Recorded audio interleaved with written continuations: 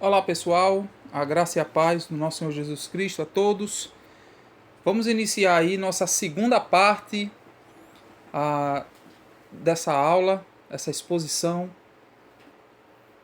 em Colossenses capítulo 1, tá certo? A gente vai retomar aí do verso 17 ao verso 23, falando ainda sobre a pessoa e a obra de Cristo. Se você ainda não segue o nosso canal, siga, se inscreva no nosso canal, ative o sininho e todas as vezes que subirmos aulas, dicas de livros, reviews de livros e alguma informação a respeito desses assuntos, você será notificado, tá certo? Compartilhe aí, isso é um trabalho novo da página Reino e Cruz, dicas de leitura, tá? O nosso intuito aqui não é discutir teologia, tá certo? O nosso propósito é trazer sempre aulas expositivas, dicas e reviews de livros, tá ok? Vamos lá. Creio que você esteja com a sua Bíblia aberta em 1 Colossenses capítulo 1. A gente vai ler do verso 17 ao verso 23 e vai fazendo a exposição desse bloco, tá certo? Ainda falando sobre a pessoa e a obra de Cristo. Vamos lá. Nele tudo subsiste, né? Verso 17 ao 18, nós iremos trabalhar isto. E antes de todas as coisas, ele é antes de todas as coisas, né? Ele é o cabeça da igreja, o princípio de todas as coisas. O verso 18. A plenitude em Cristo, toda a plenitude está em Cristo, né? É o pacto perfeito. Aí do verso 19 ao verso 20. E do verso 21 ao 23 nós iremos fazer uma aplicação. Paulo vai trazer uma aplicação pessoal para nós. E a gente vai começar essa leitura aí do verso 17, tá certo? Ele é antes de todas as coisas. Nele tudo subsiste, né? Como todos já sabem, nós estamos fazendo essa exposição da epístola que Paulo escreve aos Colossenses, tendo como subsídio desta aula, fora a palavra de Deus, a Bíblia, né? Ela é o principal subsídio, tá certo? Mas nós estamos usando esse livro de Augusto Nicodemos, A Supremacia e a Suficiência de Cristo, que também está na descrição desta videoaula, o link na Amazon que você pode estar adquirindo aí por um preço bem bacana. Tá certo? Ele é antes de todas as coisas, né? Paulo ele deixa bem claro entre a distinção de Cristo e as coisas criadas, né?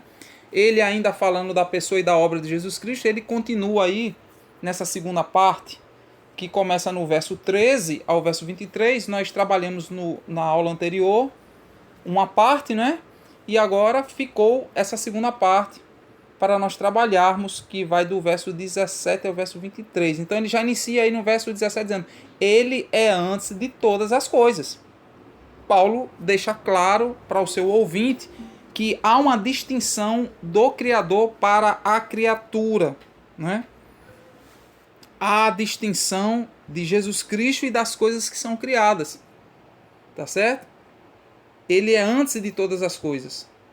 Quando você vai para 1 Coríntios, capítulo 8, se você estiver com a sua Bíblia, nos acompanhe na leitura. 1 Coríntios, capítulo 8, no verso 6, Paulo ele vai tratar sobre acerca das coisas sacrificadas aos ídolos, né? Aquele conflito, come, não come, ora, não ora, não é? E aí no verso 6 ele vai dizer assim: todavia, para nós há um só Deus, o Pai, de quem são todas as coisas e para quem existimos, e um só Senhor, Jesus Cristo, pelo qual são todas as coisas e nós também por ele, né? Perceba aí que Paulo também trata isso lá em 1 Coríntios, falando sobre Jesus Cristo no tocante a todas as coisas partirem dele. Quando você vai para o Evangelho de João, no capítulo 1, vai falar aquele célebre texto que todos nós já conhecemos, né? No princípio era o Verbo, e o Verbo estava com Deus, e o Verbo era Deus. Ele estava no princípio com Deus, né? Todas as coisas foram feitas por intermédio dele, e sem ele, nada do que foi feito se fez, né? Então Paulo, ele volta a falar à igreja de Colossos sobre Jesus sendo o criador de todas as coisas, e não haveriam as coisas criadas se não fosse por meio dele. E ele já existia antes de todas as coisas serem criadas, né? Verso 18, ele ainda no verso 17, é interessante aí lembrar também que ele fala aí na parte B que nele tudo subsiste, né? Nele tudo subsiste, né? Efésios vai falar que ele existe antes de todas as coisas, né? Então a gente leu também 1 João capítulo 1, que deixa isso bem claro. O verso 18 ele vai dizer: ele é a cabeça do corpo da igreja. Ele é o princípio, o primogênito de entre os mortos, para em todas as coisas ter a primazia. Ele é o cabeça da igreja e o princípio de todas as coisas, né? Aí o texto de Efésios, Paulo escrevendo aos Efésios, capítulo 1, no verso 3 ao 4, vai dizer que ele existia antes de todas as coisas e por isso fomos escolhidos por ele, né? O texto vai dizer exatamente isso, né? E Paulo, ele precisa agora lembrar a igreja quem é o cabeça deste corpo, né? Quem é a cabeça? O livro A Supremacia e a Suficiência de Cristo, na página 37, vai dizer que é de Cristo que vem a força e o poder necessário para que seu corpo, a igreja, viva neste mundo em trevas, que está debaixo do poder daqueles seres espirituais tenebrosos. Ou seja, a igreja militante na terra, ela só vai sobreviver pelo poder do nosso Senhor Jesus Cristo, né? Porque ele é o cabeça deste corpo, desta igreja invisível, que sustenta a igreja militante na terra. Então Paulo, ele, antes de entrar no combate às heresias de Colossos, Paulo, ele vai falar sobre a existência de Cristo antes de todas as coisas, vai falar que ele é o cabeça e o princípio também de todas as coisas, né? Toda a plenitude está em Cristo, né? Ele é a plenitude de todas as coisas. Mas antes disso, a gente, olhando novamente para o verso 18, Paulo vai falar sobre a primogenitura de Cristo entre os mortos. O que isso quer dizer? O que Paulo quis dizer que Cristo ele é o primogênito entre os mortos, né? Paulo está falando dessa situação de Cristo ter ressuscitado, né? Houve outras ressurreição na Bíblia, né? A gente sabe disso, Eliseu, né? A gente sabe aí do próprio Lázaro, mas eles tornaram a morrer. Então Cristo, ele é o primeiro a ressuscitar, certo? Com esse seu regresso da morte, agora com um corpo glorificado, né? Jesus Cristo, nesse caso, Paulo ele vai indicar que Jesus como sendo essa origem da nova criação, né? Uma nova raça, né? Ressurge ali na ressurreição de Cristo, né? E isso mediante ao ato da ressurreição, né? Então, Paulo ele diz, olha, esse Cristo, ele ressuscitou e agora não é uma ressurreição para morrer novamente. Ele está à direita de Deus. É a ressurreição, agora um corpo glorificado, está à destra do nosso Deus, né? O verso 19, Paulo continua dizendo que porque aprove a Deus que nele residisse toda a plenitude, e que, havendo feito a paz pelo sangue da sua cruz, por meio dele reconciliaste consigo mesmo todas as coisas, quer sobre a terra, quer nos céus, né? Toda a plenitude ela está em Cristo. É o pacto perfeito, né? Cristo ele foi o sacrifício perfeito, né? O primogênito dentre os mortos, como Paulo diz aí no verso 18, não é isso? O primogênito dentre os mortos, ele foi o primeiro, né? Que ressuscita e tem o seu corpo transformado, tá certo? Do verso 19 ao verso 20, Paulo ele vai falar sobre essa plenitude que está em Cristo, né? Não tem plenitude em mais ninguém ou em algo que você faça, somente por meio de Jesus Cristo, né? Somente na pessoa do Filho o indivíduo está aperfeiçoado e completo, sem precisar de mais nada ou de ninguém. Não há necessidade dos ensinamentos apócrifos, de livros, né? Da medição de poderes espirituais ou da exaltação humana na sua acentuação de espiritualidade, não é? Não é preciso qualquer outra coisa, exceto Jesus Cristo, né? A gente sabe que existem algumas religiões que exaltam o homem e não a Cristo, né? E essa questão de dons, né? Manifestações de dons do Espírito também em algumas denominações são tomadas como evidência de poder para alguns, né? O pacto perfeito, né? Paulo ele explica isso aos seus ouvintes. Do verso 21 ao verso 23, Paulo vai dizer assim: e a vós outros também que outrora eres estranhos, ou era estranhos, inimigos no entendimento pelas vossas obras malignas. Agora, porém, vos reconciliou no corpo da sua carne, mediante a sua morte, para apresentar-vos perante ele santos, inculpáveis e irrepreensíveis. Né? Verso 23.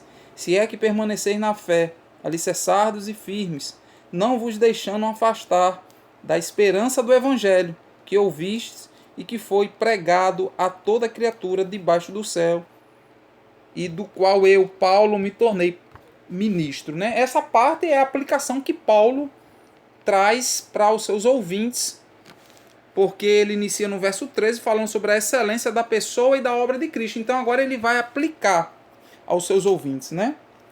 Paulo, com essa afirmação, provavelmente ele começa aí esse combate à ideia do gnosticismo, né? De que a revelação era apenas para poucos privilégios, ou para poucos privilegiados, né? Poucos tinham esse privilégio, era pregado nessa heresia gnóstica, né? Então Paulo ele crê nesse avanço do evangelho, né? O verso 21 fica muito claro. E a vós outros também, que outrora eram estranhos e inimigos no entendimento pela vossa obra maligna. Ele está lembrando quem os seus ouvintes eram, né? Quem nós éramos antes. Estranhos, alheios, inimigos, né? Pelas obras malignas, né? Então, Paulo já começa aí esse combate para aquilo que era pregado na igreja, né, que está dentro desse arquipélago aí da heresia de Colossos, onde eles diziam que a salvação era apenas para poucos. Né? Do verso 22,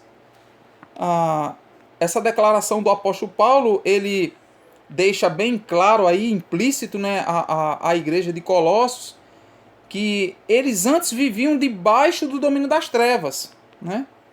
Ele deixa claro, ele vai dizer assim, olha, agora, porém, vos reconciliou no corpo da carne, mediante a sua morte, para apresentar-vos perante ele santo, inculpáveis e irrepreensíveis. Porque antes não tinham nada de santo, eram culpados e passivos de repreensão. Né? Então, Paulo ele traz essa declaração e deixa bem claro à igreja, né, que eles viviam debaixo de um domínio das trevas, um domínio de Satanás, né? Na escravidão dos seus pecados e, consequentemente, das obras que produziam, que eram provas malignas, né? Perversas, pecaminosas. Né? E isso afastava o pecador de Deus. Né? E aí a gente se lembra lá de Gênesis capítulo 3. Né? Todo enredo do pecado, o homem sendo expulso e por aí vai. Mas Deus, mediante o seu Filho Jesus Cristo, ele nos reconciliou, né? E assim o seu propósito nos apresenta esse propósito agora, nos mostrando que agora em Cristo nós somos santos, inculpáveis e irrepreensíveis diante dele, né? Nós não estamos mais sobre o domínio do pecado, sobre a mira da ira de Deus, né? Agora nós estamos inseridos no seu reino. A salvação é para todos, né? Todos os que creem. Aqueles que crerem, forem batizados, estarão salvos, né? Não há na salvação algo específico para um grupo de pessoas ou algo transcendental de tal modo que você precisa também ser a sua espiritualidade altamente elevada para que você veja e receba. Não é isso. Paulo, ele aplica nos lembrando aonde nós estávamos, quem éramos e agora quem somos e em quem somos, não é? Verso 23, ele finaliza aí a sua aplicação dizendo que se é que permanecemos na fé, alicerçados e firmes, não vos deixemos afastar da esperança do Evangelho, né? O que ele está dizendo? Olha, se nós estamos realmente na fé, alicerçados e firmes, né? Nós não podemos nos deixar ser afastado ou ser afetado por essas falácias que eram ditas na igreja, né? Minando aí a pessoa e a obra de Cristo. Não. Nós devemos estar nutrindo dentro de nós a esperança do Evangelho. Né? Ele diz para os seus ouvintes, olha, que vocês ouviram de mim, que ouvistes e que foi pregado a toda criatura. Paulo está dizendo assim, olha, vocês ouviram da minha boca sobre a pessoa e a obra de Cristo, do qual vocês creram, né? Estão agora salvos nele, são santos, irrepreensíveis, inculpáveis, né? E vocês devem permanecer com esta fé, alicerçados e firmes. Né? Paulo, ele traz essa aplicação agora dentro dessa ação. Olha, você precisa caminhar dentro deste processo firme, né? Com foco. A nossa postura dirá muito sobre a nossa regeneração. Né? A nossa postura vai dizer muito a quem nós servimos. E Paulo precisa lembrar isso aos irmãos de Colossos, porque ele vai entrar agora num bloco do qual ele vai iniciar o combate contra as heresias. E ele precisava, antes de entrar neste combate, falar dessas coisas, lembrar aos amados, à igreja, nos lembrar sobre a excelência da pessoa e da obra de Jesus Cristo. Somente por ele e com ele que nós conseguimos resistir a essas heresias. Tá certo? Espero que você tenha entendido, que você tenha gostado. Na nossa próxima aula nós iremos entrar aí no combate aos falsos ensinamentos, aprendendo um pouco sobre cada uma das heresias que permeava a igreja de Colossos. Ok? Curta a nossa aula, siga a nossa página, ative o sininho e compartilhe com os seus amigos. Que Deus abençoe.